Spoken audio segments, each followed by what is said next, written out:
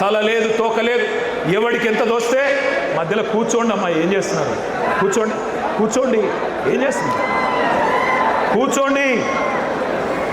తలా తోక లేకుండా కాంగ్రెస్ వాళ్ళు మాట్లాడిన మాటలు ఒక్కసారి వినాలని చెప్పి నేను కొడతా ఉన్నా. ఉద్యోగాల మీద వీళ్ళ కాకి లెక్కలు ఒక్కసారి వినండి. కూర్చోండి అయ్యా. ఏం చేస్తున్నారు?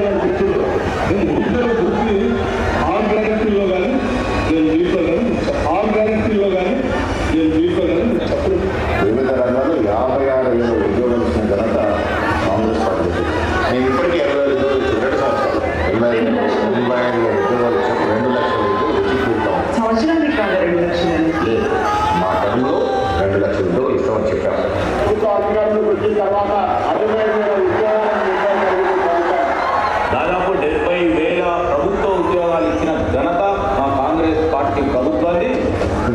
ఉద్యోగ ఖాళీలను భర్తీ చేస్తాం, ఉద్యోగాల ఖాళీలు భర్తీ చేస్తాం. అది 50,000 కానీ 2 లక్షలు అన్యాయం చేస్తామని పేపర్లో ప్రకటన ఇచ్చారు. ఎవరి ఉద్యోగాలు 2 లక్షల ఉద్యోగాలు కాంగ్రెస్ పార్టీ హామీ ఇచ్చింది. ఇప్పటి వరకు 1,00,000 ఉద్యోగాలు ఆల్రెడీ భర్తీ కావడం లేదు. ఇప్పటి వరకు 1,00,000 ఉద్యోగాలు ఆల్రెడీ భర్తీ కావడం లేదు. విన్నారు కదా? ఒకడు 60 అంటాడు, ఒకడు 70 అంటాడు, ఒకడు 80 అంటాడు, ఒకడు 1,00,000 అంటాడు, ఒకడు 2 లక్షలు ఎప్పుడు చెప్పనే లేదంటాడు.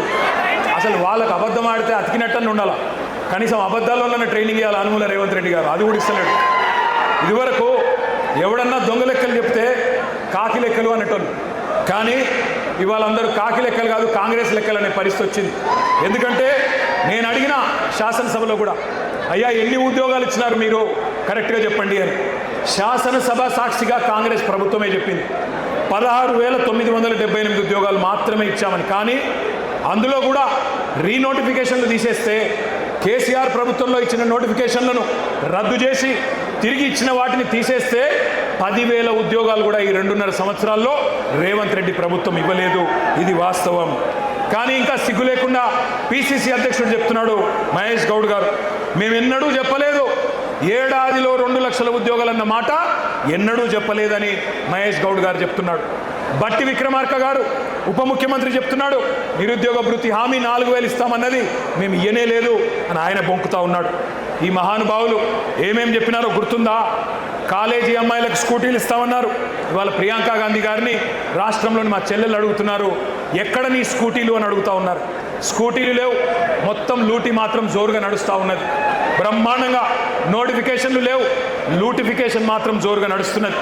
భూముల లూటిఫికేషన్, బూడిద లూటిఫికేషన్, ఇసుక లూటిఫికేషన్, అట్లాగే బొగ్గు లూటిఫికేషన్, బ్రదర్స్ లూటిఫికేషన్, బామ్మర్ది లూటిఫికేషన్. ఇది మాత్రం బ్రహ్మాండంగా నడుస్తూ ఉన్నది. మరి అనుకోని బాధ ఏమున్నది, అనుకోని లాభం ఏమున్నది? ఇప్పుడు అసలు సీటు మీద కూర్చున్నాడు ఎవడు? ఓటుకు నోటు దొంగ. నమ్మించి మోసం చేయడంలో నిష్ణాతుడు, పిహెచ్డి చేసిన వాడు రేవంత్ రెడ్డి. అప్పుడు ఓటుకు నోటు, ఇప్పుడు ఓటేసినోడికి వెన్నుపోటు. గోల్మాల్ తిప్పి పోలింగ్ బూత్లలో మీతో ఆ రోజు ప్రచారం చేయించుకొని ఇవాళ మీరు మాట్లాడుతుంటే బూతులు తిడుతూ ఉన్నాడు. 20,000 పోలీసు ఉద్యోగాలు ఖాళీలు ఉన్నాయి, నింపాలి అని చెప్పి మీరందరూ దిల్సుఖ్ నగర్లో ఆందోళన చేస్తుంటే ఇవాళ రేవంత్ రెడ్డి అంటున్నాడు, మీరు ఎండ్రిని దాగి సచ్చినా బాయిలో దుంకినా నేను ఇయ్యను గాక ఇయ్యను అంటున్నాడు. నీ అయ్య జాగీరా, నీ అయ్య సొమ్మ. ఎందుకు ఇయ్యవు? కేసీఆర్ గారు 48,000 పోలీసు ఉద్యోగాలు ఇచ్చినప్పుడు ఎందుకు ఇయ్యవు నువ్వు? నీ అయ్య జాగీరా అని నేను అడుగుతా ఉన్నా. ఉద్యోగాలు అడిగితే ఎండ్రిని దాగి చావమంటావా? దమ్ముంటే రేవంత్ రెడ్డి సెక్యూరిటీ లేకుండా రేపు బియ్యం గ్రౌండ్కు రా. పొద్దున ఎవడు బతకాలో ఎవడు సావాలో ఎవడేందో మా పోలీస్ అభ్యర్థులే తెలుస్తారు. నేను అడుగుతా ఉన్నా ఇంకొక మాట, ఇవాళ మీరు మాత్రమే కాదు, టీవీలలో, పేపర్లలో, సోషల్ మీడియాలో మరి ఇవాళ ఈ సభ మీరు మాట్లాడిన మాటలు విన్న తల్లిదండ్రులను కూడా నేను అడుగుతా ఉన్నా, ఈ విద్యార్థుల తల్లిదండ్రులు, ఈ నిరుద్యోగుల తల్లిదండ్రులను నేను అడుగుతా ఉన్నా, ఎవరికి ఓటేసినామో ఎవరిని ఎన్నుకున్నామో ఇప్పటికన్నా మీకు అర్థమైందని నేను అనుకుంటా ఉన్నా. మీరు పొలాలకు నీళ్ళు అడిగితే కోసి నెత్తురు చల్లుకోండి అంటున్నాడు.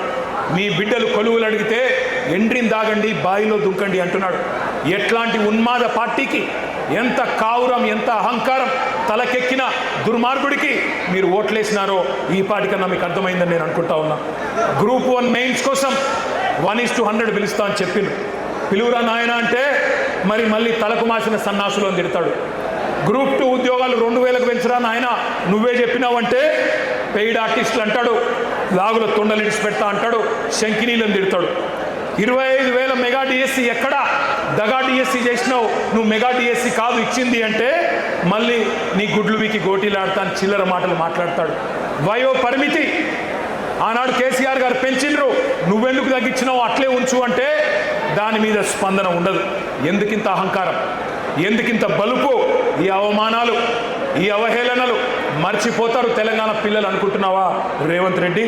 ఎన్నికలకు ముందు మళ్ళీ ఒక గారెడి చేస్తా, ఏదో ఒక మాట చెప్తా, అంతా మాయా మశ్చింద్ర చేయొచ్చు, గాయబ్ చేయొచ్చు అనుకుంటున్నావా? గుర్తుపెట్టుకో, ఈ పిల్లలు సామాన్యమైన పిల్లలు కాదు. యూనివర్సిటీలలో, కాలేజీలలో జార్జ్ రెడ్డి ఆ రోజు చెప్పిండు, ఏమన్నాడు అన్నాడు, జీనా హైతో మర్నా సీఖో, కదం కదం పే జీనా హైతో, గట్టిగా నాల జీనా హైతో కదం కదం పే జీనా హైతో మర్నా సీఖో, కదం కదం పే లడ్నా సీఖో అని యూనివర్సిటీ గోడల మీద పోరాట నినాదాలు రాసుకొని జార్జ్ రెడ్డి స్ఫూర్తిగా ఆత్మాభిమానాన్ని అణువున నింపుకున్న మా తమ్ముళ్ళు, మా తెలంగాణ తమ్ముళ్ళు వీళ్ళంతా. ఉస్మానియా విశ్వవిద్యాలయ విద్యార్థులని బీరు బిర్యానీ బ్యాచ్ అని పిలిచిన ఎలక్షన్లకు ముందు, అయినా నిన్ను క్షమించిండ్రు. Hyderabad central university, Maulana Azad university వాళ్ళ భూములు గుంజుకున్నావు, రియల్ ఎస్టేట్ దందా చేస్తున్నావు, క్షమించరు నిన్ను. పొట్టు పొట్టు ఆకలుంది ఈ యువతరానికి, ఒట్టు పెట్టుకుంటున్నారు కాంగ్రెస్కి గోరీ కడతామని గుర్తుపెట్టుకో. కాంగ్రెస్ కథకు ముగింపు వాళ్ళే రాస్తారు. నీ క్లైమాక్స్ హిట్లర్ కంటే దారుణంగా ఉంటుంది రేవంత్ రెడ్డి, గుర్తుపెట్టుకో. పెద్ద పెద్దోళ్ళు, నీలిగినోళ్ళు, చాలామంది మాట్లాడిన వాళ్ళు ఎక్కడెక్కడో పోయినారు. ఇవాళ 10 ఏళ్ల కాలంలో మేము కొంత ప్రయత్నం చేసినాం, సిన్సియర్గా చేసినాం, చాలా సిన్సియర్గా నిజాయితీగా పనిచేసినాం. ఎన్నడూ యువతను కించపరచలేదు, చులకన చేసి మాట్లాడలేదు. నీళ్లు, నిధులు, నియామకాలు మా ఉద్యమ ట్యాగ్లైన్. అందుకే మన కొలువులు మనకే దక్కాలి అనే అది నిజం చేయడానికే కేంద్రంతో యుద్ధం చేసినాం. మీకు ఒక్క మాట తెలవాలి తమ్ముళ్ళు, కేసీఆర్ గారు పెద్దలు తెలంగాణ సాధించిన నాయకుడు, చావు నోట్లో తలబెట్టి మనకు రాష్ట్రాన్ని ఇచ్చిన నాయకుడు.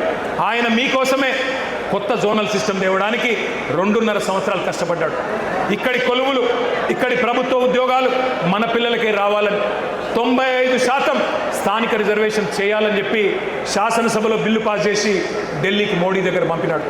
2 ఏళ్ళు మోడీ గారు దాన్ని బూజు దులపకుండా అట్లే పెట్టుకుంటే కేసీఆర్ గారు మళ్ళీ తిరిగిపోయి మోడీ గారిని కలిసి, అయ్యా మా నినాదమే నియామకాలు, నీళ్లు, నిధులు, మా పిల్లలు ఎదురు చూస్తున్నారు, నోటిఫికేషన్లు ఆలస్యమవుతున్నాయి, ఈ కారణం వల్ల దయచేసి సంతకం పెట్టించండి అంటే ఆ రోజు మోడీ గారు అన్న మాట ఏమన్నాడు ఆయన?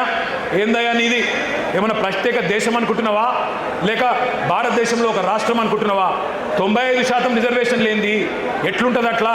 దేశంలో ఎక్కడ లేదు ఏ రాష్ట్రంలో అంటే కేసీఆర్ గారు 1.5 సేపు మొత్తం తెలంగాణ ఉద్యమ చరిత్ర చెప్పింది.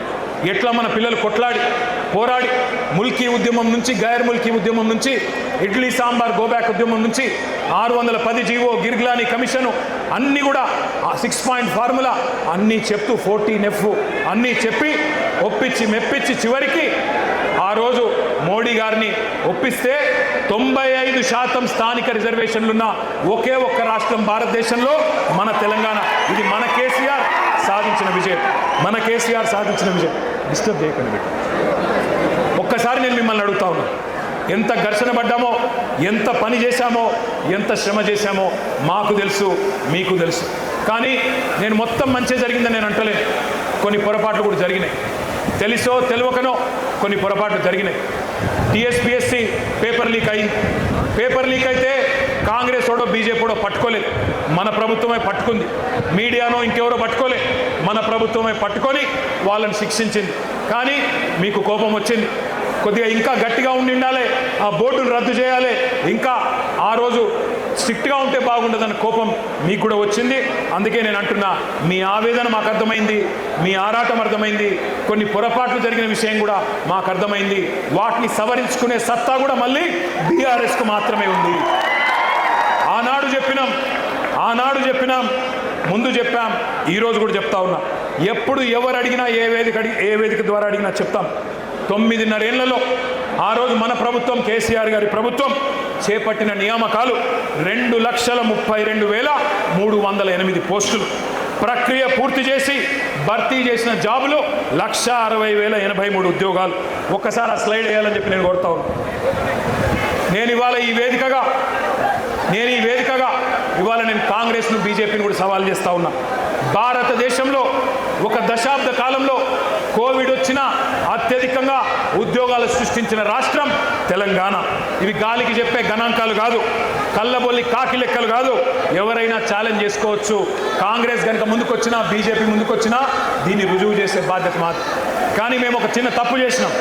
మేము డబ్బా కొట్టి చెప్పుకోలేదు, సభలు పెట్టి సర్టిఫికెట్లు పంచలేదు, ఫ్రంట్ పేజీలో యాడ్ చేయలేదు. మేము చేసిన తప్పు అది. గోబెల్స్ గోరి నుంచి లేచి వచ్చినట్టు పని కట్టుకొని ప్రాపగాండా చేసినారు. అపనిందలు, అబద్ధాలతోని ఒక విద్వేషం మీ మనసు నిండా నూరిపోసినారు. కేసీఆర్, కేటీఆర్ ఉద్యోగాలు ఊడగొడితే మీకు ఉద్యోగాలు వస్తాయని చెప్పి మరి గాంధీ భవన్లో దూరిన గాడ్సేలు రెచ్చగొట్టారు. సరే, ఎన్నికల్లో గెలుపోవటంలో సహజం, మేము ఓడిపోయినాం. కానీ నేను అడుగుతా ఉన్నా, ఇక్కడికి వచ్చిన మీ అందరినీ, వచ్చినాయా మరి ఉద్యోగాలు? 2 లక్షల ఉద్యోగాలు వచ్చినాయా? ఉసిగొల్పిన మేధావులు, నేను వారి పేరు తీసుకోను, ఉసిగొల్పిన మేధావులు వాళ్ళు ఉద్యోగాలు సంపాదించుకున్నారు. ఇప్పుడు ఉలకట్లేదు, పలకట్లేదు, కనీసం మీ వైపు చూడట్లేదు. సామాజిక న్యాయం అని కోతలు కోసిన వాళ్ళు ఇవాళ మరి బహుజన విద్యార్థులకు, ఎస్సీ, ఎస్టీ, బీసీ విద్యార్థులకు గొంతు కోసే విధంగా జీవో నెంబర్ 29 తెస్తే దాని మీద మాట్లాడరు. పోరాటం మళ్ళీ చేస్తున్నది బీఆర్ఎస్ పార్టీ మాత్రమే. జీవో నెంబర్ 46 మీద పోరాటం చేస్తున్నది మళ్ళీ మా తమ్ముడు రాకేష్ రెడ్డి నాయకత్వంలో మళ్ళీ మీరు మాత్రమే. అందుకే నేను అంటా ఉన్నా, 1, 2 కాదు, ఈ 2.5 సంవత్సరాలలో ఎక్కడ ఎవరికి ఏ అన్యాయం జరిగినా నిలబడ్డది మనం, కలబడ్డది మనం, ప్రభుత్వంతో తలపడ్డది మనం. బడుగు బలహీన వర్గాల విద్యార్థులకు సంబంధించిన ఫీజు రీయింబర్స్మెంట్, ఎలక్షన్లకు ముందు ఏం చెప్పిండు రేవంత్ రెడ్డి? 5 లక్షల విద్యా భరోసా కార్డు ఇస్తా అన్నాడు. ఫీజు రీయింబర్స్మెంట్ అవసరమే లేదు, తల్లిదండ్రులకు బాధనే ఉండదు, 5 లక్షల క్రెడిట్ కార్డు ఇస్తా అన్నాడు. మరి వాళ్ళు నేను అడుగుతా ఉన్నా, వస్తుందా ఫీజు రీయింబర్స్మెంటు? వస్తున్నదా? 12,000 కోట్ల రూపాయలు బకాయిలు పడ్డారు. మరి విద్యార్థులు అడిగితే వాళ్ళ మీద కేసులు, కాలేజీలు అడిగితే వాళ్ళ మీద కేసులు. ఇక కొత్త డైలాగ్ ఒకటి నేర్చుకున్నాడు రేవంత్ రెడ్డి.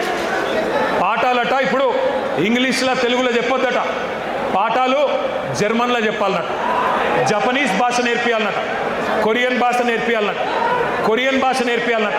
నేను రేవంత్ రెడ్డికి చెప్తున్నా, అరే నువ్వు తెలుగు నేర్చుకోరా నాయన, ముందు తెలుగు నేర్చుకో, హిందీ నేర్చుకో, ఇంగ్లీష్ నేర్చుకో, నీకు తెలుగులో బూతులు వస్తాయి తప్ప తెలుగు రాదు నీకు.